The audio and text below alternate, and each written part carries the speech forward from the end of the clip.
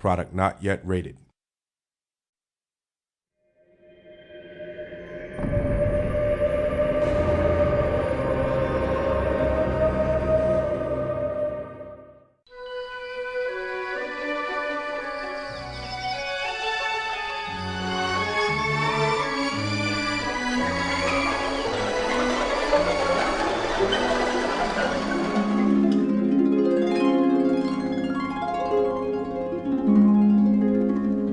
Yes, I am a geek and a Greek.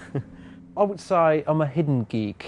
I am a complete geek. Well, I don't think so. I like to keep up with the latest trends on the high streets. I suppose I am a bit of a geek. I've had the traditional geek bringing up. I had a chemistry set at the age of 7. Tim Rance is a very big geek, yeah, but I mean, we can sort of make exceptions for some people. Attention to all sorts of very obscure technical details that bores everybody stupid.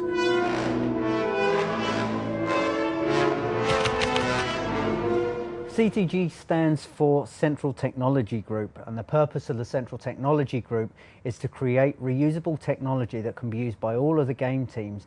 If I asked you to build a house and presented you with a big pile of rocks and trees and concrete and so on, the first thing you'd probably ask me for would be the right tools.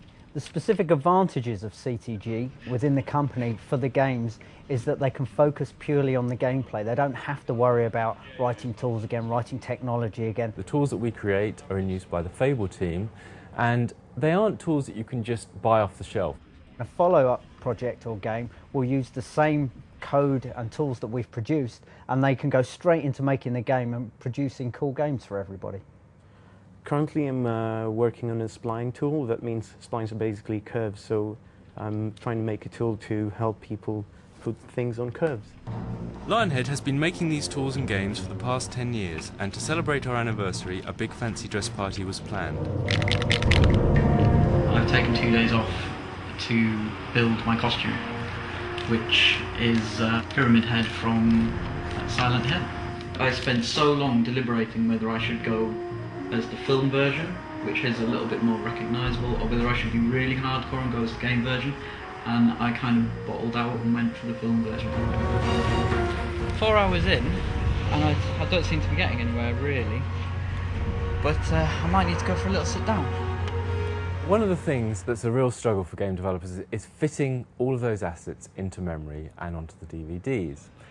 What we've done is develop some compression routines that squashes down the data so that it will fit in the available memory, and we've done this with animations which take up huge amounts of memory uncompressed.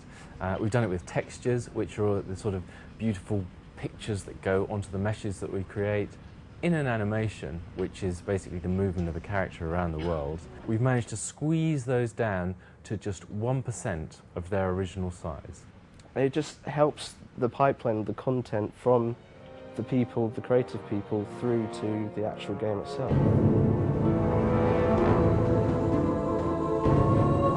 I told everyone that I was taking some days off to do some charity work.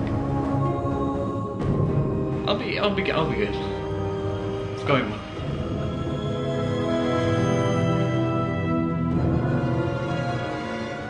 In Lionhead, as we are focused on creating games which cost tens of millions of dollars, sometimes it's great to be able to have a small group of people who can actually spend some time that's not directly on the main game development, and instead can research a bit of blue sky thinking. One example of that is we thought that it'd be very interesting to look at new types of combat. We wanted to experiment with something that really brought the drama out of combat. Drama is important and vital for combat because it gives it a nice, full-fledged purpose, a motivation for the player. The whole idea about it is to try and leverage everything that you can to make the combat more exciting without actually changing the combat itself. So we can use a lot of stuff from movies, such as camera work and music, and we can also use everything that we've got in games, like simulation and sound effects and the rumble on the joypad.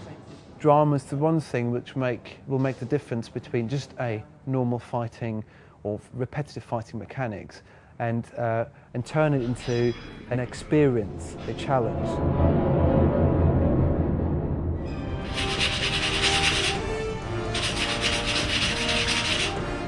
apart from running out of paint and finding out that this is coming off all over me and my clothes, well, I'm a little bit behind, but I'll just work through the night again. There's a whole range of things that have gone into Fable 2 to help the production of Fable 2 and the game itself. The fog adds a certain sense of atmosphere. Pete thought it was a good idea to actually get a fog machine in. It was quite good fun actually. We put it in a bucket and all of a sudden our bucket was full of mist and we just spent the entire day playing with it. It was great. We used it to get a good sense of how mist moves around, and then I believe Peter Molyneux nicked it for his pond at home, and he still hasn't returned it. Strange things are afoot in Peter's garden. And it's not just the mystery of the missing fog machine. Lionhead celebrated its 10th anniversary in style. Pyramid Head was in good company with numerous game celebrities in attendance.